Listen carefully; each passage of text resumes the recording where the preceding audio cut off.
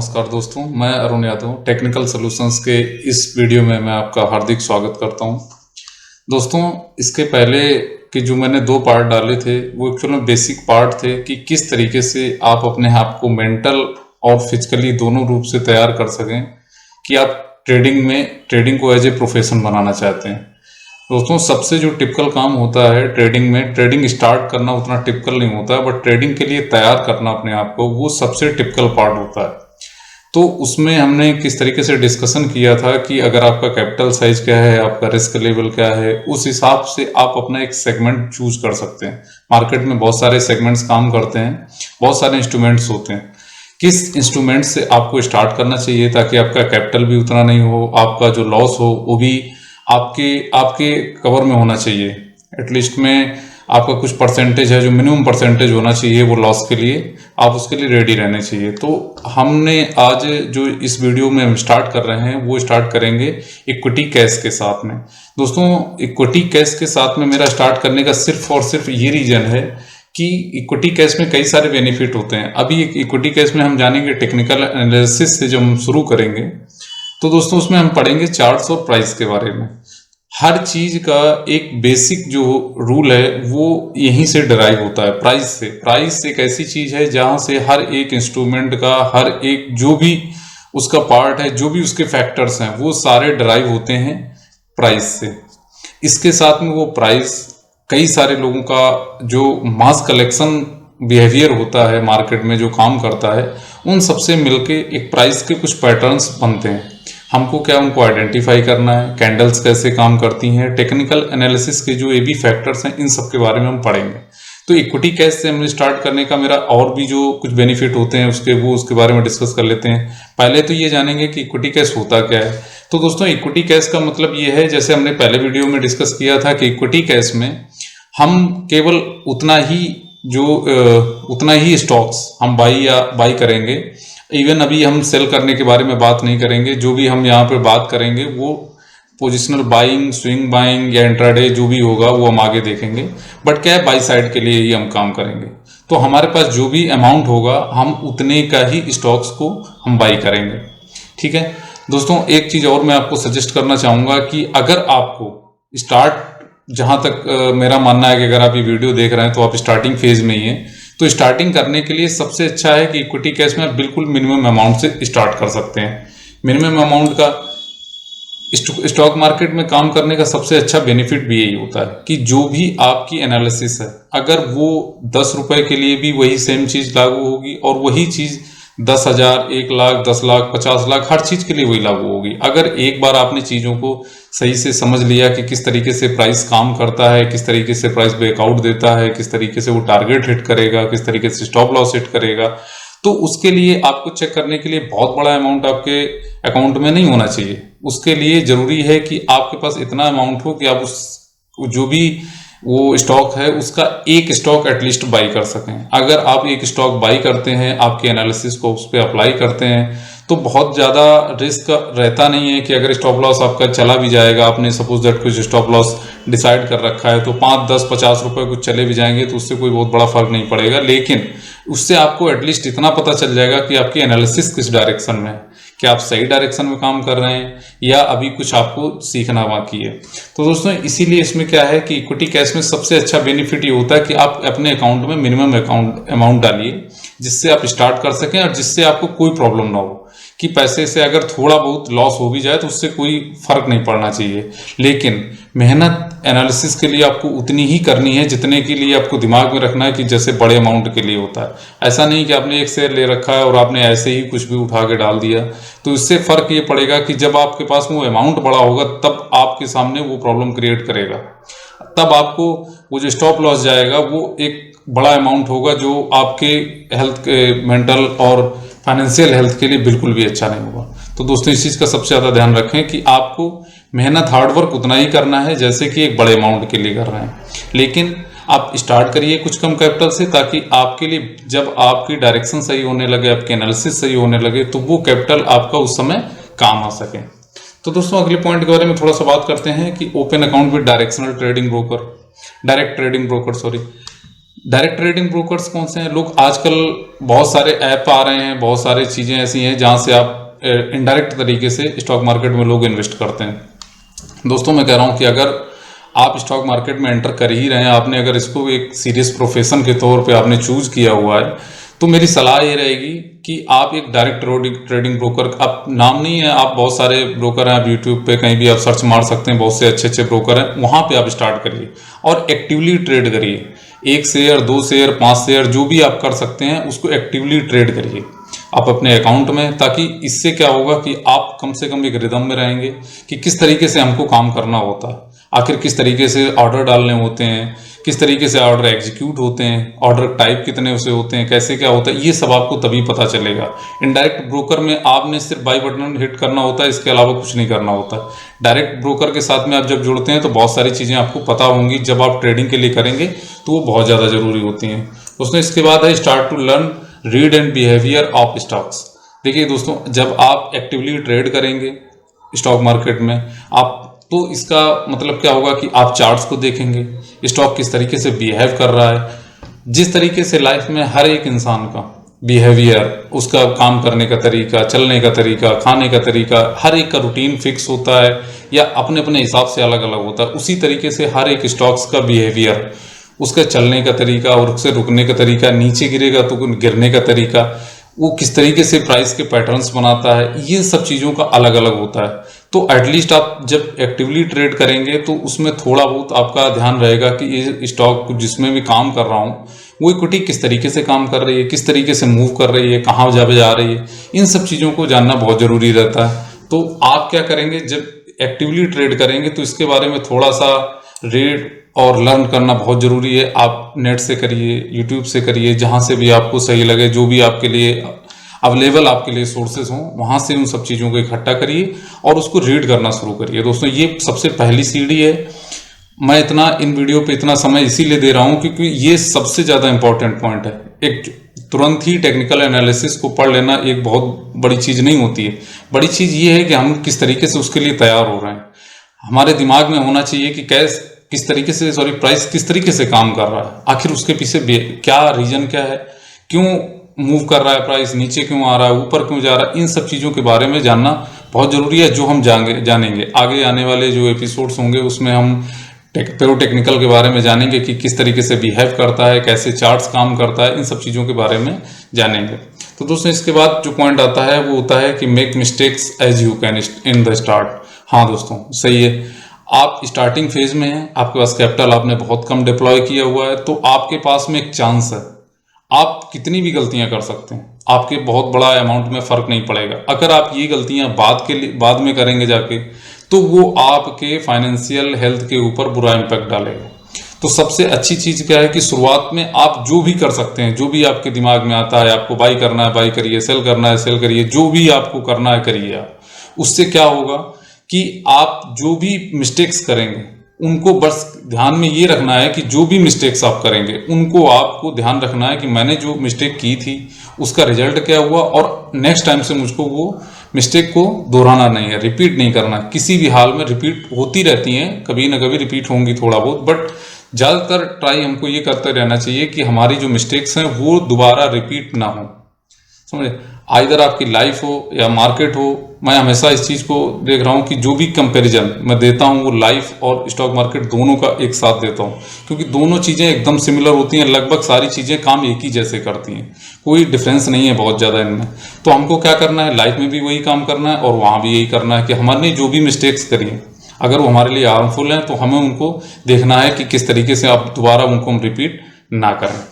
दोस्तों इसके बाद आता है कि learn answer yourself what to trade why and when. सबसे इंपॉर्टेंट क्वेश्चन ये होता है कि व्हाट टू ट्रेड। अब अगर हम इस कैश मार्केट में आ रहे हैं काम करने के लिए, हम पैसा डिप्लॉय कर रहे हैं, तो हमको क्या ट्रेड करना है, ये टेक्निकल एनालिसिस के पार्ट हैं और यहीं से नेक्स्ट एपिसोड में हम स्टार्ट करेंगे कि हम किन स्टॉक्स में काम करेंगे। पहले हम स्टॉक्स कैसे आइडेंटिफाई करेंगे, वाई एंड व्हेन। अच्छा, वाई सबसे इंपॉर्टेंट क्वेश्चन है कि क्यों, आखिर के रीजन क्या है उसके पीछे, उस स्टॉक को लेने का, सेल करने का, बाई करने के पीछे अगर हम भी कुछ भी हमने अगर डायरेक्शन हमने चूज की है उसमें, तो क्यों किए, उसके पीछे रीजन क्या है वो हमको जानना बहुत जरूरी है। और the factor, the most important factor in the statement is when. सबसे ज्यादा इंपॉर्टेंट है टाइमिंग। अगर आपने सही स्टॉक भी चूज कर लिया, सही डायरेक्शन भी ले ली, लेकिन अगर आपने उसको टाइमिंग सही से नहीं किया तो आप पैसा नहीं कमा पाएंगे। सबसे ज्यादा इंपॉर्टेंट चीज है टाइमिंग। स्टॉक्स की टाइमिंग, आपके लाइफ में कोई भी काम करने के पहले जो टाइमिंग है वो सबसे इंपॉर्टेंट फैक्टर रहता है। तो हम देखेंगे जब हम पूरे एनालिसिस जो डिपेंडेंट है वो इसी चीज के लिए है कि हम टाइम किस तरीके से करें, किस तरीके से हमारा टाइम वेस्टेज ना हो, जहां भी हम अमाउंट डिप्लॉय करें वो सही जगह जाए और हमें सही रिवॉर्ड उसका मिल सके। तो दोस्तों अब देखते हैं टाइप ऑफ ट्रेड कितने होते हैं, ट्रेड्स के कितने प्रकार होते हैं। ट्रेड्स 3 तरीके के दोस्तों होते हैं। सबसे पहले इंट्राडे ट्रेडिंग होती है जो कि 9:15 बजे सुबह मार्केट खुलता है, सबको पता है 3:30 बजे मार्केट बंद होती है। इसके अलावा इंट्राडे ट्रेडिंग में क्या है, इंट्राडे ट्रेडिंग का मतलब होता है कि आपने सुबह कोई स्टॉक खरीदा और उसको शाम तक स्क्वायर ऑफ किया। मार्केट बंद होने से पहले आपको अपनी पोजीशन को क्लोज करना होगा, स्क्वायर ऑफ करना होगा। या फिर और इंट्राडे में एक फैसिलिटी और मिलती है कि अब आप स्टॉक को अगर चाहते हैं तो शॉर्ट सेल भी कर सकते हैं। अगर आपको लग रहा है कि आज के दिन ये स्टॉक का प्राइस नीचे जा सकता है तो हम उसको उतने क्वांटिटी में बेच भी सकते हैं। दोस्तों उसको हम जब स्क्वायर ऑफ करेंगे तो हम उसको बाई करके और अपनी पोजीशन को इक्वल कर देंगे। तो ये होती है इंट्राडे ट्रेडिंग। दोस्तों ये शॉर्ट टर्म ट्रेडिंग का तरीका होता है। मैं कह रहा हूं कि अगर आप स्टार्ट कर रहे हैं तो अभी आप इंट्राडे ट्रेडिंग से स्टार्ट नहीं करेंगे। अभी अगर मेरे साथ आप सीख रहे हैं टेक्निकल एनालिसिस को तो मेरा आपसे सजेशन रहेगा आपके लिए कि आप स्टार्ट करिए स्विंग ट्रेडिंग से। स्विंग ट्रेडिंग एक ऐसा तरीका है जिसमें थोड़ा सा हम ज़्यादा, एक दिन से ज़्यादा समय देते हैं। कभी कभी स्विंग्स जो लॉन्ग स्विंग्स होते हैं, 3 टाइप के स्विंग्स भी होते हैं, 3-4 टाइप के, जैसे शॉर्ट स्विंग हो गया, मिड शॉर्ट हो गया, लॉन्ग हो गया। लॉन्ग स्विंग्स हैं 1 ईयर के अराउंड जाते हैं, मिड शॉर्ट होते हैं 2 से 3-4 महीने के लिए हम ट्रेड रखते हैं। शॉर्ट स्विंग होता है जो 2 दिन, 5 दिन, 10 दिन, 20 दिन तक के लिए भी चल जाते हैं। तो दोस्तों स्विंग्स का मतलब क्या होता है कि एक प्राइस एक तरीके से काम करता है, एक अपवर्ड मूवमेंट लेता है, उसके बीच में कुछ करेक्शन लेगा, फिर मूवमेंट करेगा, फिर करेक्ट करेगा, फिर मूवमेंट करेगा। तो हमारा काम क्या होता है, जो बीच का पोर्शन होता है, जिस तरीके से स्टॉक इस तरीके से मान लीजिए इस तरीके से मूव कर रहा है, तो जो यहां से लेकर जो यहां तक का मूवमेंट है ये है एक स्विंग। या फिर जब यहां से स्टार्ट करेंगे जो ये वाला मोमेंट हमको मिलेगा इसको बोलते हैं स्विंग्स। तो हम क्या करेंगे, इन स्विंग को कैप्चर करने की कोशिश करेंगे। इसके कुछ टाइम फ्रेम्स होते हैं, इसके कुछ रूल्स होते हैं, और किस तरीके से इसमें काम करेंगे, इसका चार्ट एनालिसिस किस तरीके के करेंगे, अब आने वाले हम वीडियो में उन सब चीज़ों के बारे में बात करेंगे। तीसरा दोस्तों होता है इन्वेस्टमेंट। अगर आप स्टार्टिंग फेज में हो तो अभी आप इन्वेस्टमेंट से थोड़ा दूर रहिए। अगर इन्वेस्टमेंट आप करना चाहते हैं तो कोई अच्छे स्टॉक्स को लेइए, आप यूट्यूब पे सुनिए और अच्छे लोगों को जिनके पास अच्छी नॉलेज है उनसे आप देखिए, आपका जो भी सजेशन देते हैं। अगर कोई अच्छा स्टॉक आपको मिल जाता है तो इन्वेस्ट करके रखिए, इसमें कोई बुराई नहीं है। अगर आप शुरुआत में चाहते हैं कि नहीं इस समय मार्केट अच्छा बिहेव कर रहा है और मुझे चाहिए कि थोड़ा बहुत पैसा इन्वेस्टमेंट में रखिए, तो आप बिल्कुल रख सकते हैं, इसमें कोई प्रॉब्लम नहीं है। बट मैं जो यहाँ पे टेक्निकल एनालिसिस जो बताऊंगा, जो भी हम काम करना है यहाँ पे सीखेंगे, वो स्विंग ट्रेडिंग के लिए अप्लीकेबल होगा। जिस समय आप स्विंग ट्रेडिंग करना सीखेंगे उसके बाद वो जो बिहेवियर आप एक बार रीड करना सीखेंगे, उसके बाद आप चाहे इंट्राडे ट्रेडिंग करें, इन्वेस्टमेंट करें, वो सारा कुछ आप टेक्निकल चार्ट्स के बेस पे कर सकते हैं, उसमें कोई प्रॉब्लम नहीं है। लेकिन सीखने के लिए सही टाइम फ्रेम जो है वो स्विंग ट्रेडिंग में ही आ जाता है। इंट्राडे ट्रेडिंग अभी मैं सिखाऊंगा नहीं, इन्वेस्टमेंट करने के तरीके क्या हैं वो बाद में पता चलेंगे। तो अभी हम फिलहाल स्टार्ट करेंगे स्विंग ट्रेडिंग से। दोस्तों इसके बाद में अगर हम देखेंगे तो ये होता है अंडरस्टैंड योर कंफर्ट। सबसे ज़्यादा जरूरी ये भी चीज़ होती है कि आपकी जॉब प्रोफाइल क्या है। दोस्तों ऐसा क्या है कि हम अगर मार्केट में काम कर रहे हैं, अगर हमको ये नहीं पता है कि हमारी जॉब प्रोफाइल क्या है, हम किस जगह काम करते हैं, सपोज दैट हमारी टाइमिंग क्या है, अब हम 3 बजे से 5 बजे तक काम करते हैं, हो सकता है कि आपकी जॉब टाइमिंग डिफरेंट होगी, हर लोगों के लिए अलग अलग होती है। तो हम मार्केट को कितना टाइम दे रहे हैं, मार्केट दिन में 6-6.5 घंटे खुलती है, आपके पास में वो देखने का भी टाइम नहीं होता। कुछ जॉब ऐसी होती है कि आप जॉब में रहते हुए भी एटलीस्ट में उसके जो प्राइस हैं किस तरीके से कहाँ मूव कर रहा है, मार्केट की क्या कंडीशन, इतना भी चेक कर सकते हैं। कुछ जॉब ऐसी भी हो सकती है कि इतना भी टाइम नहीं हो कि आप एक बार भी स्क्रीन खोल सकें, मोबाइल का स्क्रीन खोल सकें या थोड़ा बहुत उसको ध्यान दे सकें। तो उसके हिसाब से हमको अपना कंफर्ट जोन ढूंढना पड़ेगा, जिसको बोलते हैं टाइम फ्रेम। हमको उस हिसाब से अपने फ्रेम्स निर्धारित करने होंगे कि हम किस टाइम पे हमको काम करना है। अगर हमको जॉब से आने के बाद टाइम मिल रहा है, या जॉब के साथ में भी मैं ये थोड़ा बहुत कर सकता हूँ। उस हिसाब से हमको पीछे की जो स्विंग ट्रेडिंग है उस हिसाब से हमको इसको डिवाइड करना है। अब स्विंग्स कैसे होते हैं? अब स्विंग्स का जो फ्रेम होता है वो एक वीक से लेकर 1 आवर 2 आवर बहुत सारा कुछ हो सकता है। अगर आप आवरली चार्ट देखेंगे तो उसमें ये होगा कि आप दिन में हर घंटे आपको मार्केट देखनी पड़ेगी। आप अगर एक दिन का आप अगर कैंडल जो है वो टाइम फ्रेम सेलेक्ट करते हैं तो इसका मतलब ये है कि आप जब भी जॉब से आएंगे या शाम को जब भी फ्री होते हैं तब आप मार्केट की कंडीशन को देख सकते हैं। बीच में क्या हुआ आपको उससे कोई मतलब नहीं रहेगा। तो दोस्तों इसके बारे में बात करेंगे। टाइम फ्रेम्स का जो वीडियो बनेगा उसमें हम इसके बारे में बात करेंगे कि किस तरीके से आप अपनी जॉब की टाइमिंग को किस तरीके से उसके साथ सिंक कर सकते हैं, तो उससे आपको एक कंफर्ट बना रहेगा। दोस्तों इसके बाद होता है कि how much time you can spend on charts.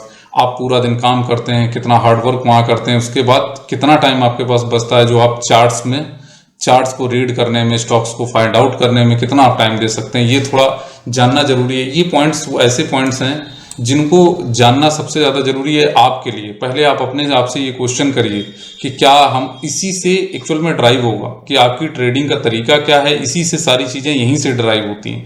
हम क्या है डायरेक्टली जब जंप करते हैं तो प्रॉब्लम ये आती है हम अपने आप को जान नहीं पाते हैं कि मेरी जॉब प्रोफाइल कुछ और थी, मैं कर इंट्राडे रहा हूँ। आपकी जॉब प्रोफाइल 9 से 9 to 5 वाली है और आप इंट्राडे ट्रेडिंग में कूद जाएंगे, आप कभी भी सक्सेस नहीं हो सकते, कभी भी, क्योंकि उसमें आपको परमानेंट स्क्रीन के सामने रहना पड़ता है। आपको देखना पड़ता है कि प्राइस कहाँ जा रहा है, किस तरीके से काम कर रहा है, देखना पड़ता है, उसको समय देना पड़ता है। तो ये सब चीज़ें तो सिंक नहीं हो पाता है। अगर आपकी लाइफ जो है वो प्रोफाइल, इसीलिए मैंने लिखा जो जॉब प्रोफाइल है वो आपकी सिंक नहीं कर पाती है मार्केट से, बस यहीं पे एक लॉस का सबसे बड़ा रीजन बनता है। तो सबसे पहले स्टार्ट करने से पहले अपने आप से कुछ क्वेश्चंस पूछिए। जो क्वेश्चंस यहाँ पे दिए गए इन क्वेश्चंस को अपने आप से पूछिए और इनके आंसर को फाइंड आउट करने की कोशिश कीजिए। कितना कैपिटल आपके पास में है, आप कितना कैपिटल डिप्लॉय कर सकते हैं, कितना कैपिटल आप रिस्क ले सकते हैं।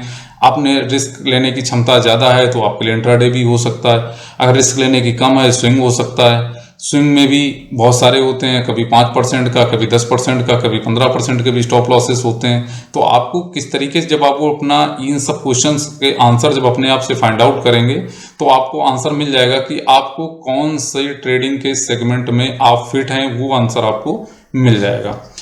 दोस्तों इसके बाद अगर हम बात करें कि टाइप्स ऑफ द एनालिसिस, अब हम एनालिसिस को अगर स्टार्ट कर रहे हैं तो अब हम किन किन चीज़ों के बारे में बात करेंगे। दोस्तों एनालिसिस मेनली 3 टाइप्स की होती हैं। पहली है टेक्निकल एनालिसिस। टेक्निकल एनालिसिस के बारे में जिसके बारे में हम एक्चुअल में पूरा ये वीडियो है और जिसके बारे में हम पूरा रीड करने वाले हैं, स्टडी करने वाले हैं, वो है टेक्निकल एनालिसिस। दोस्तों मैं प्योर टेक्निकल एनालिसिस हूँ, मैं हर चीज़ सिर्फ प्राइस के बेस पे करता हूँ। तो उसके बारे में कैसे क्या होता है टेक्निकल एनालिसिस में हम किन चीज़ों के बारे में जानेंगे। कैंडल स्टिक्स क्या होती हैं, कैंडल चार्ट्स क्या होते हैं, कैंडल स्टिक किस तरीके से पैटर्न बनाते हैं, वो कैंडल्स होती हैं वो सारी मिल के किस तरीके से पैटर्न बनाते हैं, किस तरीके से सपोर्ट और रेजिस्टेंस काम करते हैं, किस तरीके से प्राइस पैटर्न्स बनते हैं, वॉल्यूम्स किस तरीके से काम करता है, वॉल्यूम और प्राइस का सिंकअप किस तरीके से होता है, वॉल्यूम और प्राइस के बिहेवियर में डिफरेंस किस तरीके से देखते हैं, डॉलर और चार्ट्स के बारे मार्केट के बारे में क्या आपस में रिलेशन होते हैं, हम रिलेशंस इनके बारे में पढ़ेंगे कि क्या कमोडिटी और डॉलर का रिलेशन है, क्या इन रिलेशंस के बारे में हम टेक्निकल एनालिसिस में पढ़ेंगे। और सबसे ज़्यादा मेन चीज़ पढ़ेंगे हम कि किस तरीके से इसमें प्राइस और कैंडल्स और ये सबसे मेन चीज़ आती है दोस्तों एट लास्ट और फर्स्ट में प्राइस। हम प्राइस को बस देखेंगे कि प्राइस का बिहेवियर कैसा है, किस तरीके से प्राइस किस चीज़ का बिहेव कर रहा है, हमको वो सबसे ज़्यादा इंपॉर्टेंट है और वही हम टेक्निकल एनालिसिस में जानेंगे। और दोस्तों अगर इस चीज़ को प्राइस के मोमेंट को आपने अगर कैप्चर करना जान गए या उसको प्रेडिक्ट करना या उसको सीख गए कि किस तरीके से प्राइस काम करता है, तो दोस्तों हर एक चीज़, कोई भी इंस्ट्रूमेंट हो, कोई भी सेगमेंट हो, कुछ भी हो, वो सारा कुछ यहीं से ड्राइव होता है। इसके बाद आपको किसी भी चीज़ को रीड करने में कोई भी प्रॉब्लम नहीं आने वाली। दोस्तों इसके बाद आता है फंडामेंटल एनालिसिस, जिसमें आपको कंपनीज के रिजल्ट्स, बैलेंस शीट, प्रोजेक्शंस और उसको क्या प्रोजेक्ट मिले हैं, क्या कितने आगे क्या प्रोजेक्ट मिलने वाले हैं, उसका P ratio, EPS ratio, future projections क्या है, उसकी अर्निंग क्या है, इस बेस पे हम डिसीजन लेते हैं, जो कि मेनली ज़्यादातर इन्वेस्टर्स का काम होता है जो लॉन्ग टर्म के लिए, काफ़ी लंबे समय के लिए जो स्टॉक को होल्ड करते हैं, बाई करते हैं, उनके लिए फंडामेंटल एनालिसिस भी बहुत ज़रूरी होता है। टेक्निकल एनालिसिस के साथ में तब ये बहुत ज़्यादा ज़रूरी हो जाता है जब आपका टाइम फ्रेम, टर्म हॉराइजन काफ़ी ज़्यादा होता है, आपको इन्वेस्टमेंट करना है किसी में, तो उसका आपको जो फंडामेंटल है कि कंपनी आखिर काम क्या कर रही है, उसका किस तरीके से उसका स्टॉक काम कर रहा है, उसको किस तरीके से डिविडेंड दे रही है, उसका पी रेशियोज क्या है, ये सब चीज़ें जानना बहुत जरूरी है। उसकी बैलेंस शीट क्वार्टरली कितनी आ रही, प्रॉफिट कितना दे रही है, लॉस कितना दे रही है, कितना डेट है कंपनी पे, ये सब चीज़ें जानना बहुत जरूरी होता है अगर आपका टाइम फ्रेम थोड़ा सा लंबा है। अगर आप स्विंग ट्रेडिंग के लिए हैं तो आई थिंक उसमें आपको इन सब चीज़ों की ज़्यादा ज़रूरत नहीं है, क्योंकि इन सब चीज़ों का जो भी इन्वॉल्वेशन है वो ऑलरेडी टेक्निकल एनालिसिस में आ जाता है दोस्तों, जिसके बारे में हम बात करेंगे नेक्स्ट वीडियो में। तो इसके बाद आता है टेक्निको फंडा एनालिसिस, जिसमें टेक्निकल और ये दोनों मिला के काम किया जाता है कि अगर हम शॉर्ट टर्म के लिए भी कोई ट्रेड ले रहे हैं तो अगर हो सकता है कि उसका रिजल्ट आने वाला हो और उसके अंदर क्या चीज़ों का सुधार हो रहा है कंपनी में, उसको हो सकता है कोई नया प्रोजेक्ट मिला हो, जब इन दोनों का मिक्सअप करते हैं तो टेक्निको फंडा एनालिसिस बनता है। और बाकी अगर हम बताया मैंने जैसे कि अगर आप टाइम हॉराइजन आपका थोड़ा छोटा है, स्विंग ट्रेडिंग के लिए आप काम करना चाहते हैं, तो इन सब चीज़ों को अगर नहीं रीड करेंगे तो कोई प्रॉब्लम नहीं, क्योंकि सारी एनालिसिस टेक्निकल एनालिसिस और चार्ट पैटर्न्स और चार्ट्स के अंदर आ जाता है। तो दोस्तों आज के वीडियो के लिए बस इतना ही। नेक्स्ट वीडियो में हम स्टार्ट करेंगे टेक्निकल एनालिसिस को, जो प्योर टेक्निकल एनालिसिस है, प्राइस बिहेवियर को हम जानेंगे। दोस्तों आज के लिए बस इतना ही। नमस्कार।